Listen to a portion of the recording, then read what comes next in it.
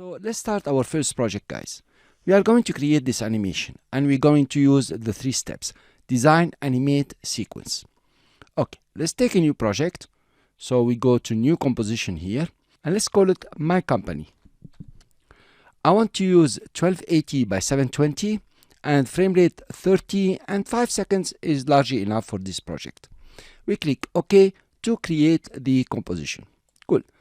Then you need to import the image. To import, you know very well by now, you right click, say import, file, and you navigate to where you have downloaded the files or the videos and the image, and you can select the image. It will be very nice if you select your own image and change the words while I'm working, so you can create something that is valuable for you.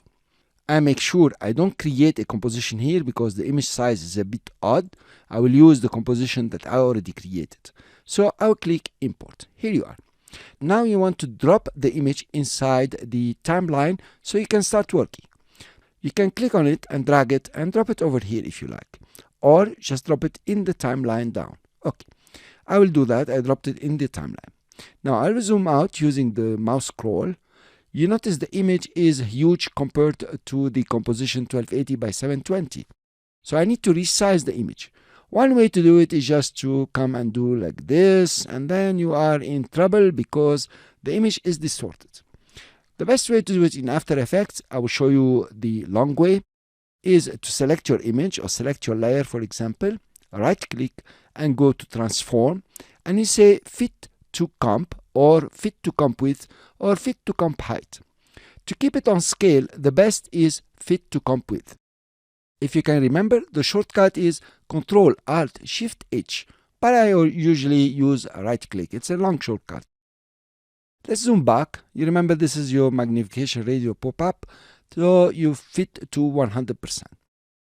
To not start moving the image every time by mistake, it's best to lock the image.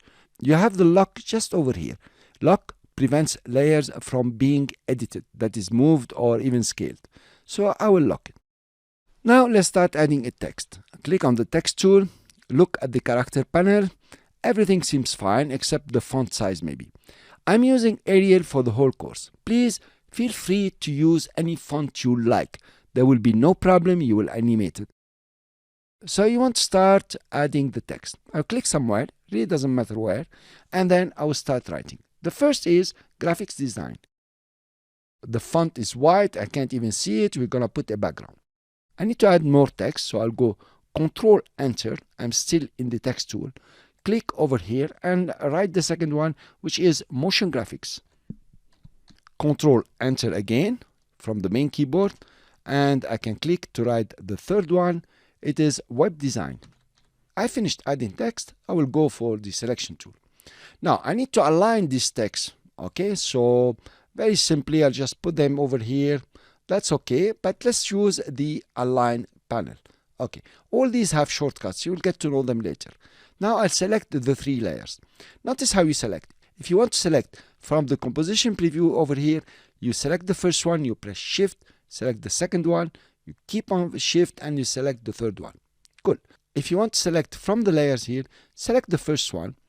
You can press shift and select the last one, or you can select the first one, press Control, second and third, the way you would like. But the shift only works here. Control does not work. Notice Control is not working at all. So I will select the 3 of them. I will align them on the left, and then I want to distribute them. Now notice where are the anchor points. So they're gonna be distributed according to the anchor points. Here you are. Not bad, that's okay, but I think they are a bit big here. So I'll go to character and take it down, for example, to 50.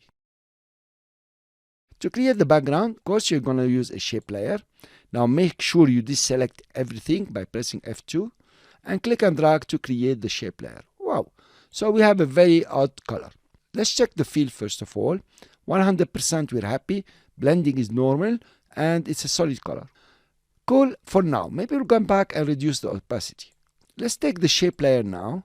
Click on it and drag it. Put it just above the peak so it works as a background. Let's change the color. Let's move it over here to see the color. I will use the eyedropper now and pick a color from within the image itself. That will be interesting all the time. Okay, I will take this color. Fine. And I'll click OK for the color.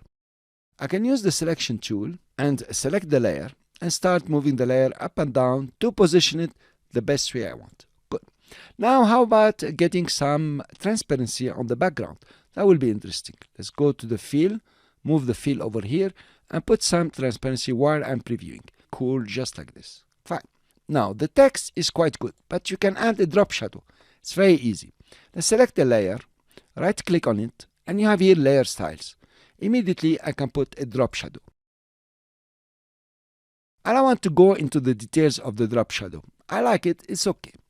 Now for the other two, how about applying the drop shadow simultaneously? Select the first one, press shift and select the second one.